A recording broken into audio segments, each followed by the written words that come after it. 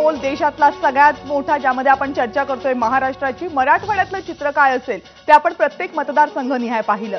मराठवाडा म्हटलं की शिवसेना, आता 2 शिवसेना आहेत पण दोघांसाठी सुद्धा अत्यंत महत्त्वाचा.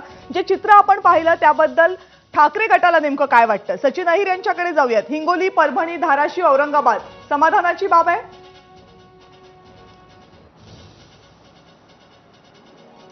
मराठवाडा जर तुम्ही बघितला असेल, हा राजकीय सतर्क असलेला हा संपूर्ण विभाग आहे आणि त्यांनी नेहमीच आमच्या बाजूने कौल देताना नेहमी पाहिलेले. आणि एकंदरीत आता हे जे राजकारण चाललेलं आहे, मी आजच ओमराजे निंबाळकरांच्या फॉर्मसाठी आदरणीय आदित्यजींजीं बरोबर होतो. लोकांमध्ये आणि विशेषतः मतदारांमध्ये एक चीड आहे की हे जे झालेलं हे योग्य झालेलं नाही आणि तो पूर्ण रस्त्यावरती आपल्याला पाहायला मिळतो. आणि मला वाटते या निवडणुकीच्या परिणामाच्या माध्यमातून पाहायला मिळेल.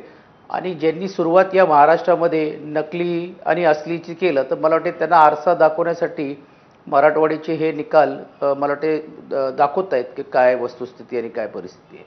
आणि सर्वे जे अगोदरचे जे सर्व चाललेले आहेत, म्हणूनच काहींना सभा या भागामध्ये घ्यावी लागते किंवा विदर्भावरून काही मतदारसंघामध्ये पण सुरू करावं लागते.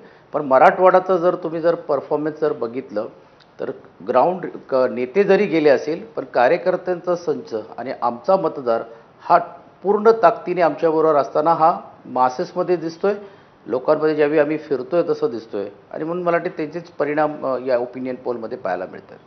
पण मराठवाड्यामध्ये तुमची टॅली महाविकास आघाडीची जवळपास 5 वर जाते. वाढवता आली असती काही अजून?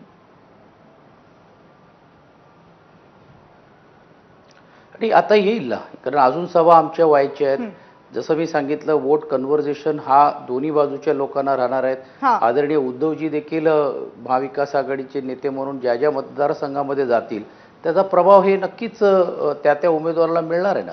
आदित्यजीने आता आज सुरुवात केली आहे. ओमराजे निंबाळकरांचा फॉर्म भरल्यानंतर अमित देशमुख जी त्या व्यासपीठावरती होते, लातूरला मग आमच्या सभा ठरलेल्या आहेत, तर त्याचा एक परिणाम नक्कीच होईल असं मला वाटते. मराठवाड्याबद्दलची अगदी क्विक रिॲक्शन भरत गोगावले जर आपल्यासोबत असतील तर त्यांच्याकडनं जाणून घेऊयात. भरत गोगावलेची आवाज पोहोचतोय माझा आपल्यापर्यंत? मला वाटतं माझा आवाज भरत गोगावले यांच्यापर्यंत पोहोचत नाहीये. आहेत का? नाही आहेत ते आपल्यासोबत. आवाज पोहोचत नाही. ते आहेत थ्रू पण आवाज पोहोचत नाहीये. त्यांच्याकडे येऊच यात आपण आणि त्यांची प्रतिक्रिया जाणून घेऊयात. यानंतर पश्चिम महाराष्ट्राचा कौल काय सांगतो, पश्चिम महाराष्ट्राच्या जागांचं गणित काय सांगतं ते जाणून घ्यायचे. छोट्याशा ब्रेक नंतर लगेच परत येतो चित्र पाहायला पश्चिम महाराष्ट्राचं. पाहत रहा एबीपी माझा.